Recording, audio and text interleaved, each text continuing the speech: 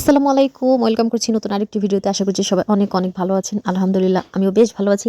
টাঙ্গাইল জেলার ছোট্ট একটি গ্রাম থেকে আমি শাকিল আপনাদের সাথে নতুন আরেকটি ভিডিও নিয়ে যুক্ত হয়ে গেলাম। আশা করছি আপনারা শুরু থেকে শেষ পর্যন্ত দেখবেন এবং আজকের ব্লগটি না আপনাদের কাছে অনেক অনেক বেশি ভালো লাগবে। অনেকদিন ধরে ভাবছি একটি মিনি কিচেন তৈরি করব, আর আজকে ফাইনালি আমি মিনি কিচেনটা তৈরি করতে চলে এসেছি। তো প্রথমে আমি চুলাটা বানালাম, মানে চুলাটার শেপটা দিয়ে দিলাম, আর এখন চুলার পাটটা সুন্দর করে আমি গুছিয়ে নিলাম আর ছোট্ট একটি পিড়ি দিলাম। আর চুলাটা আজকে রেডি করবো না, যেহেতু চুলার মাটিটা অনেক নরম, কালকে হচ্ছে এটা ফাইনালি রেডি করে নেব।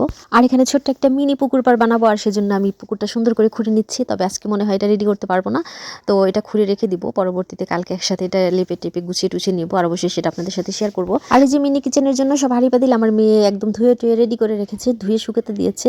আর আমার মেয়ে তো ভীষণ খুশি, ভীষণ এক্সাইটেড, কারণ এই খেলাগুলো তো আসলে বাচ্চাদেরই অনেক বেশি প্রিয়।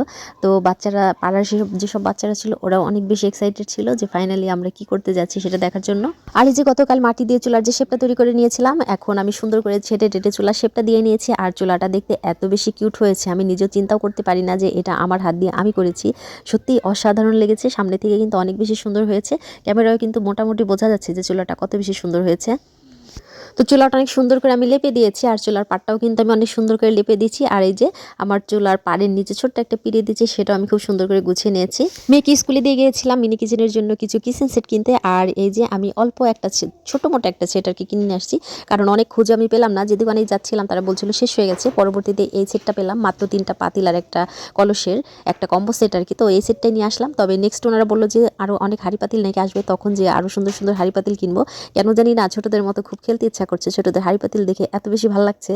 তো যাই হোক, আপাতত এই চুলাই এই পাতিলেই আমি রান্নাগুলো করব, আর পরবর্তীতে আরও অনেক নতুন নতুন সুন্দর সুন্দর আমি হাঁড়ি পাতিল আমার মিনি কিচেনে অ্যাড করবো, আর সেটা তো অবশ্যই আপনাদের সাথে আমি শেয়ার করব। চলেন এখন আমরা মিনি কিচেনটা একটু গুছিয়ে নেই। তো আমি চুলার পরে ছোট্ট একটা ফুলের টব দিলাম, মানে এটা হচ্ছে মানি প্ল্যান্টের একটা ছোট্ট টব দিয়ে দিলাম।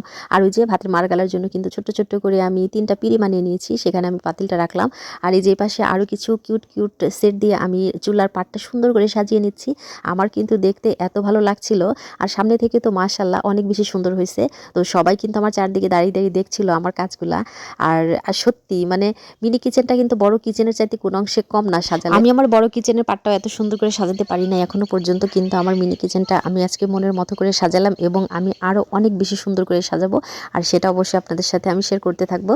আর এই তো এই যে আগুন দিয়ে দিলাম মিনি কিচেনটায়। তো ছোট্ট চুলা তো কিন্তু অনেক সুন্দর কিন্তু জাল জ্বলেছে। অনেকেই বলে যে এই চুলায় কীভাবে রান্না হবে, এই চুলায় কি আদৌ রান্না করা সম্ভব? তো আজকে কিন্তু আমি রান্না করব, এবং সেটা আপনাদের সাথে কিন্তু আমি শেয়ার করতে যাচ্ছি। তো আজকে আমি ছোটোখাটো রান্না করব আর কি। তো এখানে হচ্ছে আমি সরিষা ফুলের বড়া বানাবো অল্প স্বল্প করে। আজকে যেহেতু উদ্বোধনী দিন, আর চুলাটা কিন্তু একটু ভেজা, যার জন্য জালটা একটু জ্বালতে সমস্যা হচ্ছিল। তো আমি একটু তেল দিয়ে না তারপর জালটা জ্বালিয়ে নিয়েছি। তো এখন চলেন আমরা একটু সরিষা ফুলের বড়া বানাই আজকে, অল্প স্বল্প রান্না করে আজকে মিনি কিচেনটা আর কি উদ্বোধন করে নেই। আমি হচ্ছে চাউলের গুঁড়ার সাথে হলুদ মরিচের গুঁড়া আর কি দিয়ে, চাউলের গুঁড়ার সাথে হলুদ মরিচের গুঁড়া দিয়ে তারপর একটা বেসন তৈরি করে নিলাম। আর এখন এই যে সরিষা ফুলগুলো আমি ভালো করে আগে থেকে কিন্তু ধুয়ে রাখছিলাম, আর এখন হচ্ছে ছিঁড়ে ছিঁড়ে আমি এর মধ্যে দিচ্ছি। তো ভালো করে এটা হচ্ছে আমি বেসনের সাথে ভালো করে মাখিয়ে তারপরে বড়া শেপ করে করে এখন ভাজি করব। আর এই যে আমার মিনি কিচেনের মিনি মিনি সব অতিথিরা কিন্তু চারদিক দিয়ে বসে আছে, একদম ঘিরে বসে আছে, কখন ভাজা হবে কখন তারা খাবে এই অপেক্ষায় আছে আর কি। তো এখন আমি ভালো করে এটা না মাখিয়ে নিয়ে তারপরে হচ্ছে এখন পাতিলে দিয়ে দিব। তো এখন আমি চুলায় যেহেতু পাতিলটা দিচ্ছি, আর পাতিলটা একদম নতুন কালি ভরবে, সেজন্য সুন্দর করে মাটি দিয়ে আমি ভালো করে লেপ দিয়ে নিচ্ছি পাতিলটা, যাতে করে কোনোভাবে এটার মধ্যে কালি না লাগে, আর যাতে ধুলে খুব সহজে কালো যে দাগটা সেটা উঠে যায় সেজন্য। তো এই যে দেখেন কি সুন্দর জাল জ্বলছিল। তো আমার কিন্তু পাতিলটা অলরেডি এর মধ্যে গরমও হয়ে গেছে, আমি চেক করে দেখে নিলাম।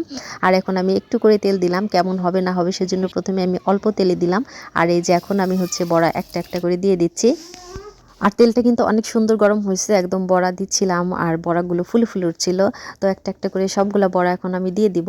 প্রথমে অল্প করে দিব, পরবর্তীতে বেশি করে দিব।